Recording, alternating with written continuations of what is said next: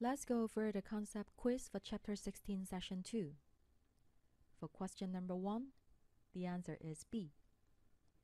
When there are debits to notes receivables, it means that we have more receivables, and obviously there are no cash receipts for these amounts. When there are debit entries in notes payables, it means that we have settled the payables, probably by cash payments. When there are credit entries in the accumulated depreciation account, it means that we have accumulated more depreciation expense, but it does not involve any cash outlays. When there are credit entries in marketable securities, it means that we have sold the marketable securities and received cash in the sale. So the answer is B. For question number 2, the answer is C.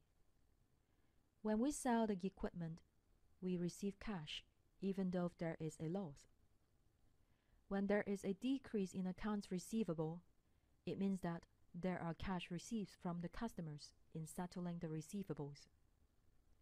When there is an increase in accrued expenses, such as wages payable, it means that we owe the employees more, and there is no cash disbursement on these wages. When there is an increase in prepaid expenses, such as prepaid rent, it means that we have paid cash to buy more of these assets. So the answer is C. For question number 3, the answer is A.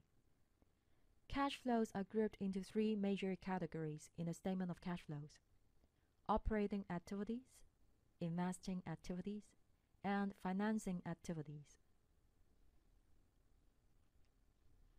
For question number 4, the answer is A. At the bottom of the statement of cash flows, we have to prove that the net change in cash resulting from the operating, investing, and financing cash flows equal to the change in the cash balances in the balance sheets.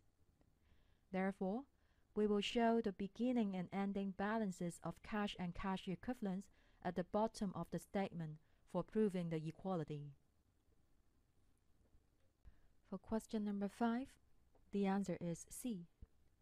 There are 2 items in the table which are related to investing activities: the cash paid to acquire marketable securities and the proceeds from sale of the marketable securities.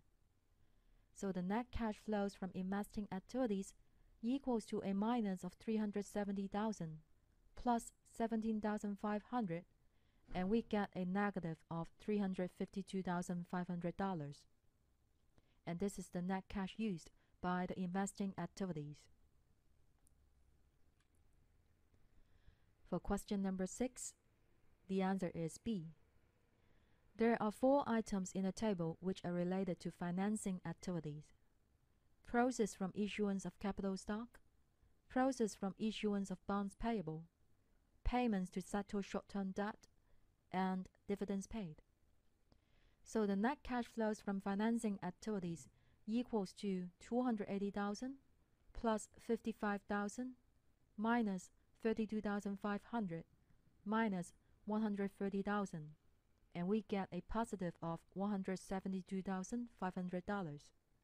And this is the net cash provided by financing activities. For question number 7, the answer is D. Here, we cannot find the cash flows from operating activities directly, as there is a question mark in one of the operating items. However, we know that the net change in cash resulting from operating, investing, and financing activities must be the same as the change in the cash balances on the balance sheet. Therefore, by means of this equation, we can plug in the numbers and calculate the net cash flows from operating activities. And finally, we get a positive of 195,000, meaning that there is 195,000 net cash provided by the operating activities.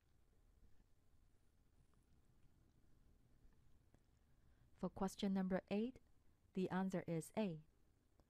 There are 5 items in the table which are related to operating activities: interest and dividends received, cash received from customers, cash paid to suppliers and employees, interest paid, as well as income tax paid.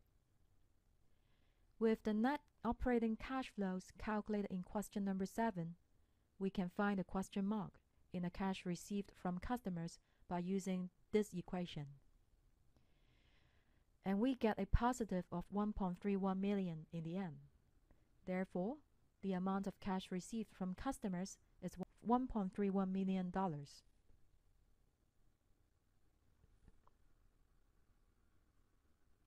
This is the end of the explanations.